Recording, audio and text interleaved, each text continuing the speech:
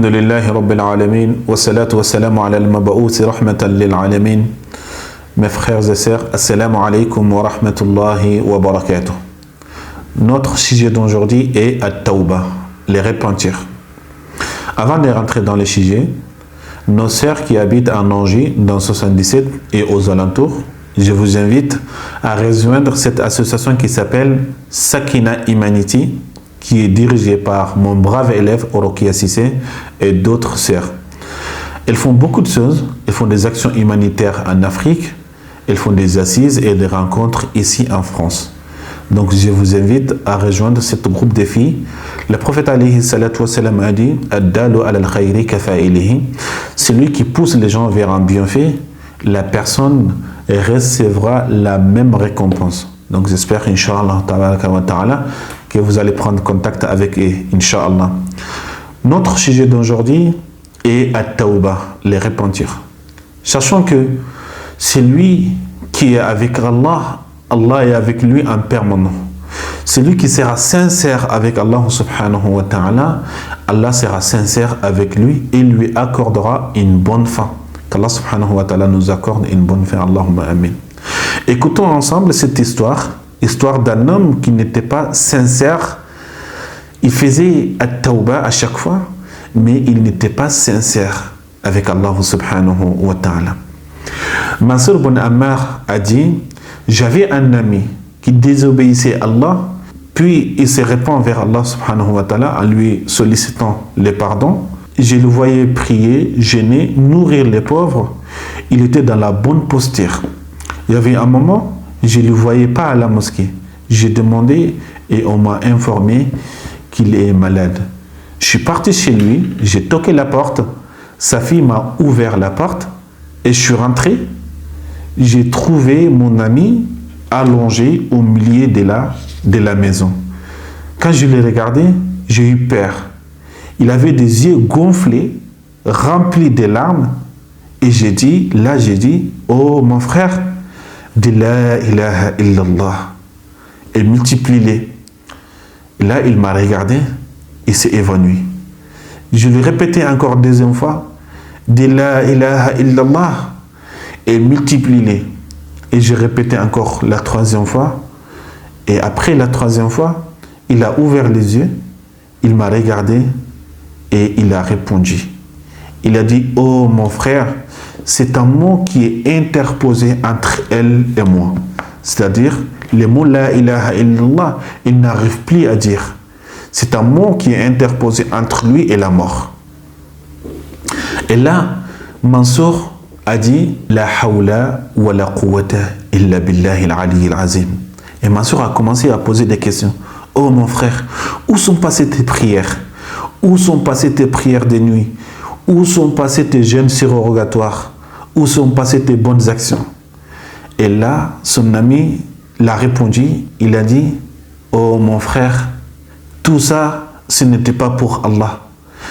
Toutes ces bonnes actions que je faisais pour les gens. Les repentirs que j'avais fait, je n'étais pas sincère avec Allah subhanahu wa ta'ala. J'avais fait pour que les gens parlent de moi en bien, pour que les gens aient une bonne posture de moi. Donc, je n'étais pas sincère avec Allah subhanahu wa ta'ala. Car quand je me trouvais seul, j'ai fermé la porte, j'ai fait descendre les volets, j'ai buvais de l'alcool, j'écoutais de la musique, j'ai regardé des choses illicites, des choses haram. J'ai vécu dans ça pendant un certain temps, jusqu'à ce que je tombais malade. Et quand je suis tombé malade pour la première fois, j'ai demandé à ma famille de me laisser au milieu de la maison. Et j'ai demandé à ma fille de m'apporter le Coran. J'ai pris le Coran dans mes bras. Et j'ai commencé à invoquer Allah subhanahu wa ta'ala.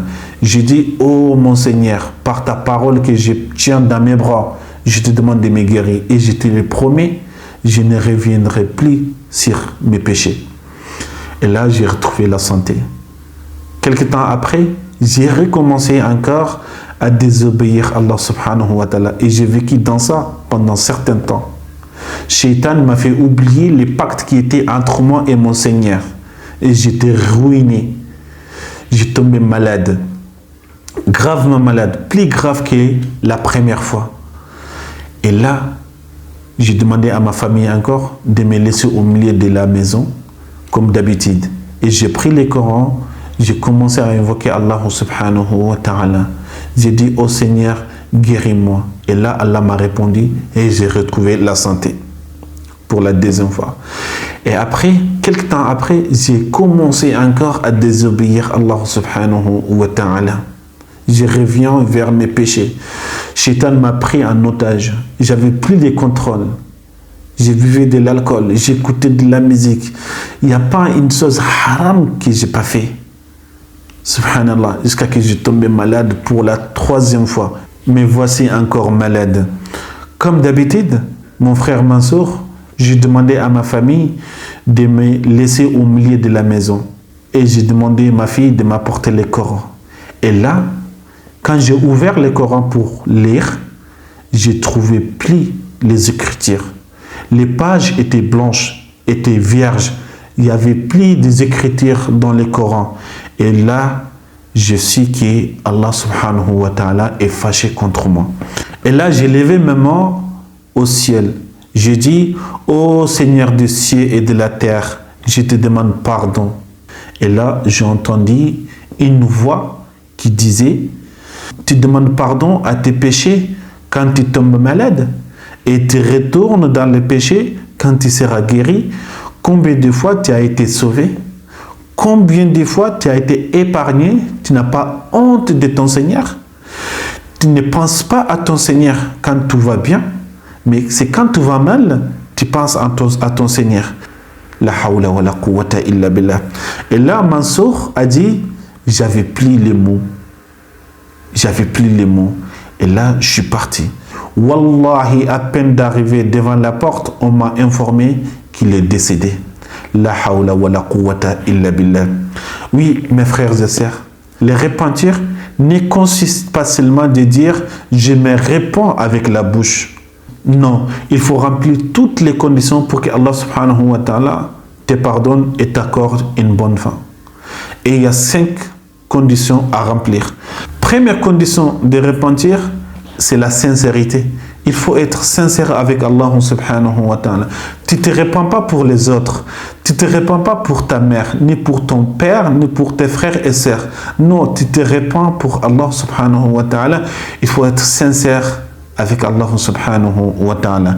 Deuxième condition, il faut regretter de tes erreurs passées. Il faut regretter de tes péchés commis. Et troisième condition, tu dois cesser immédiatement de commettre la faute et les péchés. Quatrième condition, avoir l'intention de ne plus recommencer ces péchés. Et cinquième condition, il faut que tu te réponds avant qu'il ne soit trop tard, avant que la mort se présente.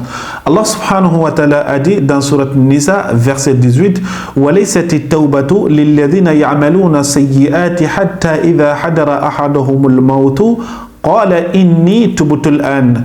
Mais l'absolution n'est point destinée à ceux qui font des mauvaises actions jusqu'au moment où la mort se présente à l'un d'eux et qui dit, certes, je me réponds maintenant.